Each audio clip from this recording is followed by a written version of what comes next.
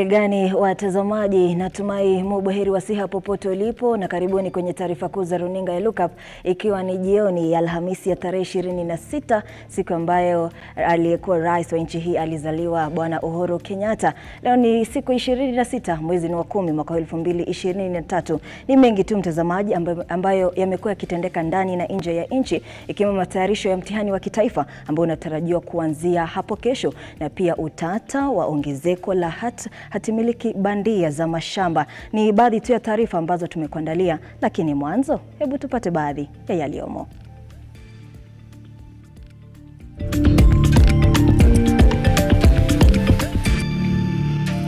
Baadhi ya taarifa kuu. Tunawatakia heri, nawatakia baraka, utulivu, muweze kufanya mitihani yenu kwa njia na taratibu sawa sawa. Matayarisho ya mitihani ya kitaifa yakamilika. Rais William Ruto ahakikisha, huku mitihani ikitarajiwa kuanza wiki ijayo. Rais William Ruto akashifu unyakuzi wa ardhi kiholela, huku akielezea majadiliano huleta mwafaka. Zoezi la kuzindua vitambulisho vipya vya kitaifa vya kidijitali almaarufu maisha namba la shika kasi. Vile ulisema kwamba utasimama na Kawira Mwangaza, wewe ni nani usimame Kawira Mwangaza? Once you are given a golden opportunity to serve this country, please take care of your mouth. Heshimu Meru. Na wabunge wa kaunti ya Meru wakashifu siasa za malumbano za kaunti hiyo kati ya gavana na madiwani.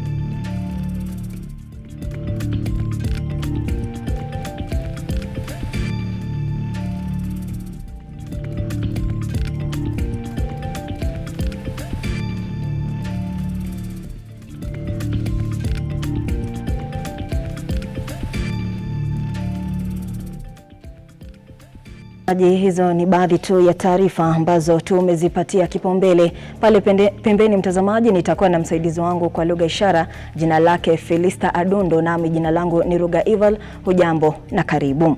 Siku moja baada ya kamati ya elimu ya bunge kuwasilisha ratiba rasmi ya mitihani ya kitaifa bungeni, Rais William Ruto amehakikisha kuwa kila kitu kishwari kabla ya mitihani hiyo kuanzia siku ya Jumatatu wiki ijayo. Mwanahabari wetu John Matava anatufungulia taarifa zetu na taarifa hii kwa kina.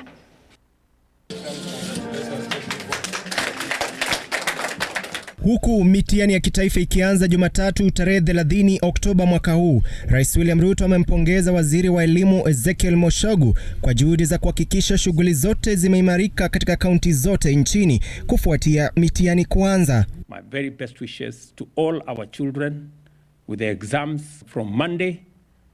Kwa watoto wetu wote wa taifa letu la Kenya ambao wataingia katika mtihani wetu Jumatatu, na watakia heri, na watakia baraka, utulivu, muweze kufanya mitihani yenu kwa njia na taratibu sawa sawa, na sisi wote kama serikali tutahakikisha kwamba mitihani hiyo inaendesha kwa njia inayofaa, na kila mwanafunzi na mtoto wa taifa letu la Kenya atapata nafasi yake ya kufanya mtihani, ndio tuweze kuwapitisha waweze kusonga katika kiwango inayofuata. Akizungumza katika hafla ya uzinduzi wa magari 203 kwa maafisa wa elimu, Rais William Ruto ametaja kuwa serikali yake imeongeza bajeti zaidi kwa shughuli za elimu ili kuwapa wanafunzi wa aina zote nafasi ya kufuzu katika masomo yao. With examinations beginning next week, these vehicles will also improve the monitoring and distribution of examination papers across the country, and the examination period tests the entire education system and is one of the ways to ensure the system holds. It is our commitment that every child should have the chance to fulfill their potential and rise to the highest level of accomplishment that their intellect, their talent, their knowledge and determination can allow. To every teacher across the country, I promise our support so that you can do your best as part of our duty to ensure children learn to the expected standard and under the best possible environment and with the best possible facilities. Waziri wa elimu Ezekiel Mashogu akizungumza katika hafla hiyo amemsifu Rais William Ruto kwa kuwakabidhi shilingi milioni 100 zaidi katika bajeti ya vile kuzindua mpango mpya wa afya kwa wote, akiongeza kuwa utawafaidi wanafunzi katika maeneo mbalimbali. Devices worth 87 million Kenya shillings the other day, which went out to our 101 centers countrywide, and we have said this will be a center of creating assistive devices that are so much required in those other facilities, Your Excellency. And we are even coming up with a policy to deal with children with special needs. John Matava, Lookuptv. Na asante sana John Matava kwa taarifa hiyo. Mtazamaji, tukiendeleza taarifa nyingine inayofungamana na hiyo, serikali imeahidi usalama wa kutosha kwa watahiniwa wanapojiandaa kufanya mitihani za kitaifa kuanzia wiki ijayo. Aidha, wanafunzi wametakiwa kuwa waangalifu na pia kutojihusisha na udanganyifu wa aina yoyote kote nchini. Aliodagaya na maelezo zaidi. Baada ya subira ya miaka 6 kwa wanafunzi watahiniwa wa mtaala mpya wa umilisi CBC, 8 kwa wale wa darasa la 8 na 4 kwa watahiniwa wa shule za upili kote nchini, sasa ni saa zinayoma kwa wao kunakili mitihani zao kuanzia siku ya Jumatatu. Na leo hii meza yetu ya runinga ya Lookup imekupia jicho maandalizi ya mitihani hiyo maeneo mbalimbali. Mwanzo tumetua gatuzi la Pokot Magharibi, ambapo kamishna wa kaunti Apollo Okello amewahakikishia watahiniwa kwamba maafisa wa usalama wametumwa katika maeneo yanayokumbwa na utata wa usalama, kiongeza kuwa serikali haitachukulia kirahisi iwapo mtu atapatikana na uwezo wa kujaribu kushiriki katika udanganyifu wa mitihani. We are fully prepared to manage the examinations. We do not anticipate any serious challenges. We have got adequate security personnel. Mapema wiki hii magaidi walivamia kambi ya GSU katika kaunti jirani ya Baringo, kitendo ambacho kimezua hisia tofauti miongoni mwa wenyeji, wengi wakihoji utayarifu wa maafisa wa usalama kukabiliana na ukosefu wa usalama. Kutoka huko tutue gatuzi la Bungoma katika shule ya msingi ya Nzoia, ambapo mwalimu mkuu hapa amerai serikali kuweka usalama kwa watahiniwa wa gredi ya 6 na wale wa darasa la 8 wakati wanapojiandaa kuanza mitihani yao ya kitaifa wiki ijayo. Hali ya usalama, ningeomba ya kwamba serikali ishughulikie jambo hilo. Mtoto akiwa na wasiwasi hatafanya mitihani vizuri. Hasa wanafunzi wa darasa la 8 ambao wanafunga mfumo wa 8-4-4. Wasiposaidiwa wafanye mtihani huo, inamaanisha hawatakuwa tena na mtihani mwingine. Tutie kitone tukiwa kaunti ya Nyamira, eneo bunge la Kitutu Masaba, katika kanisa la St. Tiberius Kerubo, kwenye maombi rasmi ya watahiniwa, ambapo spika wa bunge la kaunti Enoch Okero amewaonya wanafunzi hao dhidi ya kuhusishwa na aina yote ya makosa ya udanganyifu. Hakuna wizi wa mtihani. It's only hard work na kuweka Mungu mbele atuongoze. Sasa na wanafunzi, nataka niwaombe, makosa utafanya baada ya kusoma kwa miaka 8, miaka 6 shule ni kuenda kuibia mtihani. Upate etiaja ni kana kamwa Kenya kidogo ya kufanya reference na mtihani. Aidha, alifichua kuwa wanafunzi mahiri wasio na uwezo wa kugharamia karo yao ya shule za upili na ambao watapata alama ya 350 na zaidi katika mtihani ya KCPE watajishindia ufadhili kamili wa masomo katika shule za sekondari. Ule mpango ni wa kupeana full scholarship kwa wale watoto ambao watapita na ambao wanatoka kwa familia zenye hazijiwezi. Aloda Gael, runinga ya Lookup. Naam, asante sana Aloda Gael kwa taarifa hiyo. Tukisonga mbele mtazamaji, zoezi la kuzindua vitambulisho vipya vya kitaifa vya kidijitali almaarufu maisha namba limeshika kasi. Haya yamebainika baada ya katibu katika Wizara ya Uhamiaji Julius Bitok kuambia kamati ya bunge kuwa waziri katika wizara hiyo Profesa Kithure Kindiki amechapisha mwongozo wa zoezi hilo katika gazeti la Kitaifa. Henry Tende na uketo wa taarifa hii. Katibu katika Wizara ya Uhamiaji Balozi Julius Bitok akiwa mbele ya kamati ya bunge kuhusu uongozi na usalama wa ndani amebaini licha ya Rais William Ruto kutozindua vitambulisho vipya vya kitaifa vya kidijitali almaarufu maisha namba tarehe 29 mwezi jana kama ilivyopangwa, zoezi la kuzindua vitambulisho hivyo limepiga hatua kubwa. I'm happy to report to this committee that this morning the Cabinet Secretary for Interior gazetted regulations for maisha number. So we have new regulations which are going to govern maisha number. Kuchapishwa huku kuna maana mchakato mzima wa uzinduzi huo utaanza hivi karibuni. Katibu Bitok akisema zoezi hilo litaanza na hatua ya majaribio kabla ya kuzinduliwa kote nchini. We have a go ahead of the cabinet, we have the go ahead of the minister to be able to run on pilot basis the maisha number. Kamati ya bunge ikimweka kwenye mizani kueleza ni kwa nini serikali inazindua vitambulisho vipya vya maisha namba ili hali zoezi sawia na hilo lilianzishwa na serikali ya Rais mstaafu Uhuru Kenyatta alipozindua vitambulisho vya huduma namba ambavyo hadi sasa havijaanza kutumika. Huduma number failed because parliament did not pass the law. Ili kupunguza hasara ya vitambulisho hivyo vya huduma namba vilivyofeli kung'oa nanga, Bitok amehoji baadhi ya rasilimali zilizotengwa kwa zoezi hilo zitatumika kwa zoezi la sasa la maisha namba. We have already discussed extensively about the cards which are in government. We have proposed to the government to utilize them for civil servant cards, student ID cards, because those are resources bought by the government. But there are things we are going to utilize from Huduma. One is the database. We are not going to ask Kenyans to register afresh. We are going to use the existing data that was captured during that time for this maisha solution. Two, we are also having state-of-art printers at the government, 3 of them, which are the latest technology. We are going to use those cards also, those machines, to be able to print these cards. Vitambulisho vya maisha namba ni vitambulisho vya kisasa na watapewa Wakenya mara tu wanapozaliwa. Henry Tende, Lookuptv. Mbali na hayo mtazamaji, Anne Adhiambo Ouma ambaye ni mshukiwa mkuu katika mauaji tata ya aliyekuwa afisa wa fedha katika hospitali ya Nairobi Eric Maigo amepewa muda zaidi wa kujibu mashtaka tena baada ya kukiri kosa. Huyu hapa Mevin Gitembe na taarifa kamili.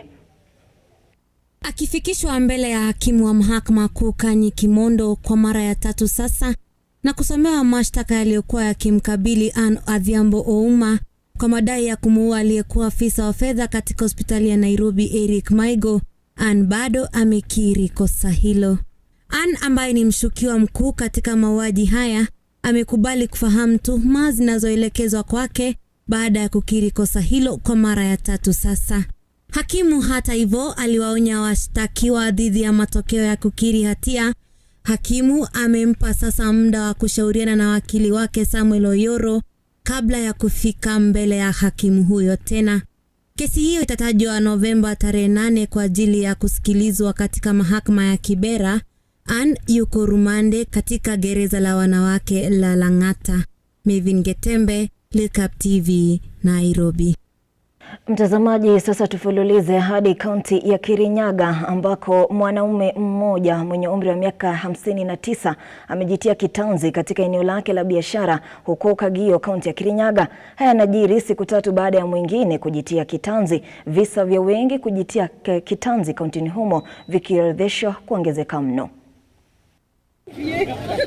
Hali ya wasiwasi ikitandaa baada ya kisa hicho kwenye eneo hili la kibiashara lake mwenda zake. Hapa ndipo alipojitoa uhai, maafisa wa polisi wakifika ili kutatua kitendawili hiki. Kuna mzee hapa tumempata amejua wakinyosi, tunasikia walikuwa wamekosana na bibi yake jana, na hii kagio watu wamejinyonga sana juu ya mapenzi. Sana wanaume, hata wanawake wanadungana na visu. Mtu mkikosana na mtu mkose kuelewana na mtu, mlipatana mkiwa wazima. Si mtu aondokea mtu. Ama ni aje watu wangu? Mtu aondokee mtu. Ilibainika kuwa zaidi ya watu 5 wamejitoa uhai kwa muda wa wiki moja, kama anavyoeleza Mushira Macharia, huku wenyeji wakimuenzi mwenda zake. Mazito yanatokea katika familia, watu wazungumze kwa upole, wasiweze kufanya mambo ambayo mtu hajafikiria zaidi. Pia ningeuliza akina mama, sasa naongea na akina mama, ni vizuri usimhukumu bwanako kabla hujamsikia, kabla haja kuelezea, na pia utakapomuongelesha muongeleshe kwa upole, kwa sababu ni kupitia katika huu upole ataweza kukuelezea yale mambo anapitia. Hiyo kitu sijasikia kwa area hii yetu, lakini tukiomba Mungu, watu wakiwa na shida wanaomba Mungu anawasaidia, wanaacha kujinyonga. Ongezeko la watu wanaojitoa uhai eneo hilo limerekodiwa kwa muda, wengi wakiwa ni wanaume, swala linalozua zungumzo kuhusiana na afya ya akili ya wengi. Bridget Agola, Lookuptv. Na mtazamaji, na taarifa hiyo yake ya Agola kutoka kaunti ya Kirinyaga inatupatia awamu ya kwanza ya kumeza mate, lakini usibanduke hapo ulipo, maana taarifa zaidi zitakuwa zikirejea hivi karibuni.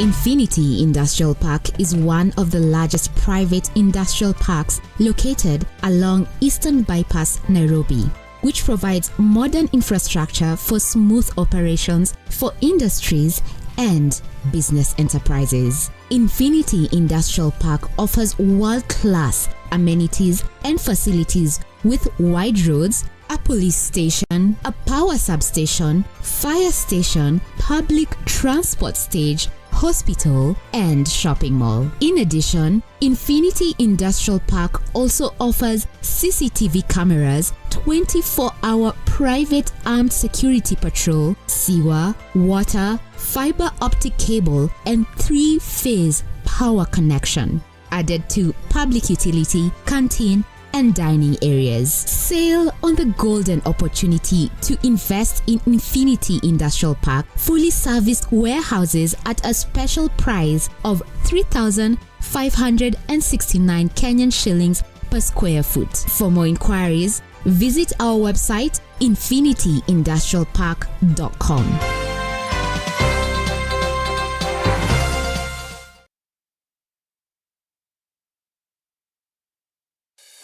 Introducing the Kenya Trade Fair Fusion Sales Drive event in the heart of Nairobi at the Kenya National Archives. It's not just an event, it's sales generation with a remarkable return on investment. Get ready to let your booth do the talking as you study new market trends with lots of entertainment featuring traditional live bands, DJs, and artists. For vendor registration, call 0724 715 334 or 0713 907 584 or 0723 861 173.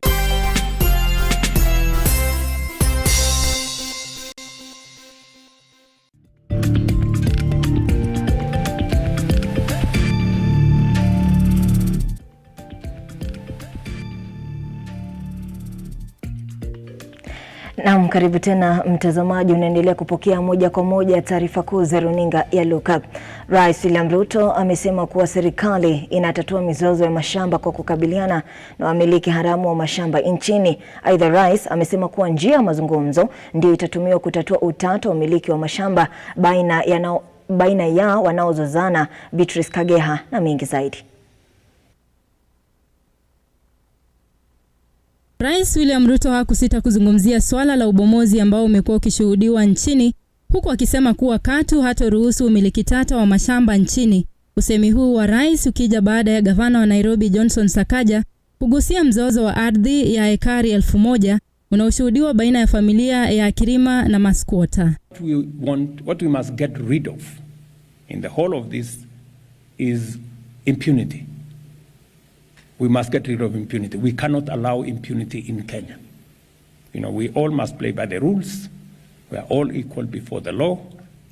And so the people who are willing to negotiate, they should negotiate and have a settlement. That is the best way to go about it. Huku rais akitoa ahadi ya kusuluhisha swala hilo kwa njia ya mazungumzo, mbunge wa Embakasi Mashariki Babu Owino amesema kuwa Gershon Kirima si mmiliki halali wa shamba hilo, huku akitoa ahadi ya kuelekea mahakamani kupinga uamuzi wa mahakama ambayo ilimtaja Kirima kama mmiliki wa shamba hilo. Does not belong to Kirima, neither does it belong to Kirima's family. I've gone further as a member of parliament, used my resources, I've done my investigation, and today I'm here with the relevant documents showing the original owner of the said parcel of land, and we've gone further to bring this person all the way from Italy. Rais Ruto ameshikilia kuwa sehemu ya shamba la Mavoko ambalo limekuwa la hivi punde kushuhudia ubomozi litatumika kujenga kituo cha kutengeneza vifaa vitakavyotumiwa na wanafunzi wanaoishi na ulemavu. And I want to ask our members of parliament who are here that I'm going to adjust my budget again.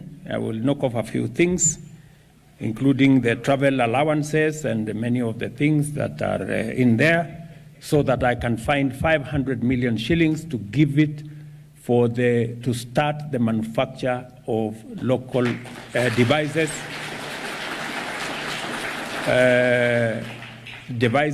that will assist in learning by our children with special needs. Haya yanajiri huku kamishna wa bonde la Ufa Daktari Abdi Hassan akitoa taarifa kuwa familia zaidi ya 3000 katika eneo la msitu wa Mau zimeathirika pakubwa kufuatia ubomozi ambao umekuwa ukitekelezwa eneo hilo. Beatrice Kageha, Lookuptv.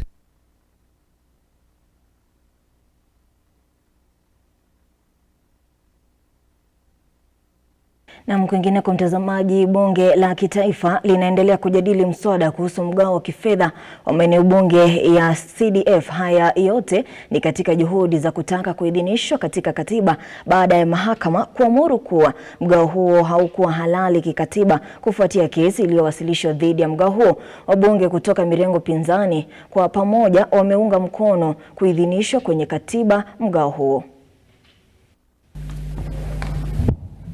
Thank you, Mr. Speaker, for allowing me this chance. Honorable Speaker, with that in mind and bearing in mind that we are now establishing these ICT hubs across the country, it was important that we enable NGCDF to be able to cater for certain levels of recurrent expenditure, be it water bills, be it electricity bills, be it the internet services that the youth will be using at those centers, or even simple repairs and maintenance of the gadgets and equipment that will be in those ICT hubs.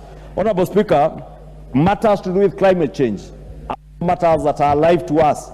NGCDF has also to be responsive to issues to do with climate change. Because it's a fund that is meant for the people down there. Many a time I shudder to imagine what would happen if NGCDF were to be removed. Who keeps on going to the courts is that either you have another agenda, either you cannot see what CDF has done, and either you are not in support of CBC. System to this competence-based curriculum because it needs a lot of infrastructure development.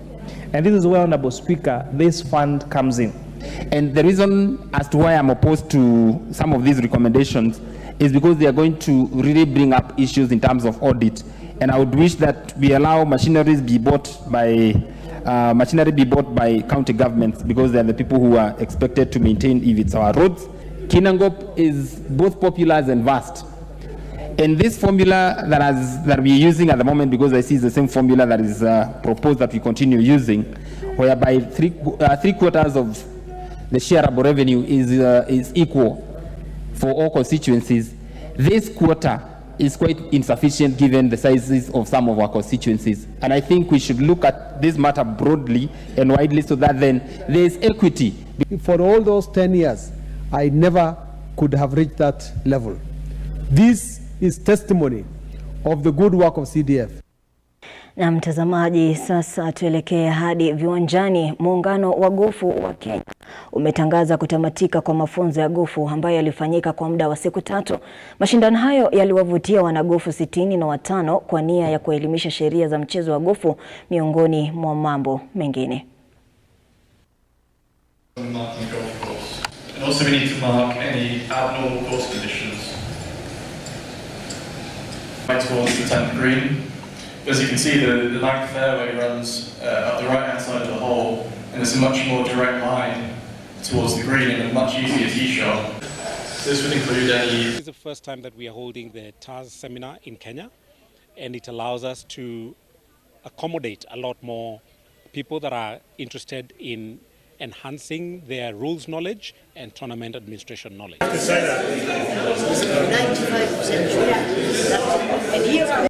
Nazo mechi za kombe la Europa zitaendelea usiku wa leo, wakati Liverpool watavana na Toulouse. AS Roma watacheza dhidi ya Slavia Praha. Union Saint-Gilloise nayo imenyane na Lask. Ratiba ya mechi nyingine ni kama vifuatavyo kwenye kiwambo cha runinga yako.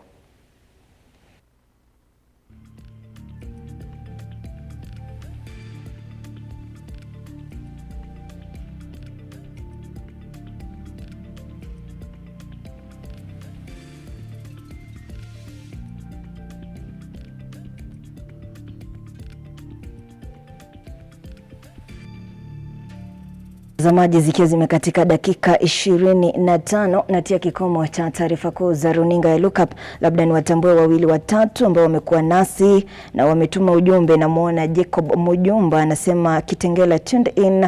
Tim Siriorie anasema anatazama moja kwa moja kutoka mji huo. Pia Cornelius Kanda na Yohana Shila anasema safi sana Rais William Ruto from Mwanza, Tanzania. Asante sana. Na pia namuona Ashley Wanjiru anasema anatazama moja kwa moja kutoka kaunti ya Laikipia. Mtazamaji zangu ni shukrani jazila kwa kuungana nasi. Pale pembeni nimekuwa na mtazamaji wangu kwa lugha ishara, jina lake Felista Adundo, na jina langu ni Ruga Ival. Kuwa na usiku mwanana.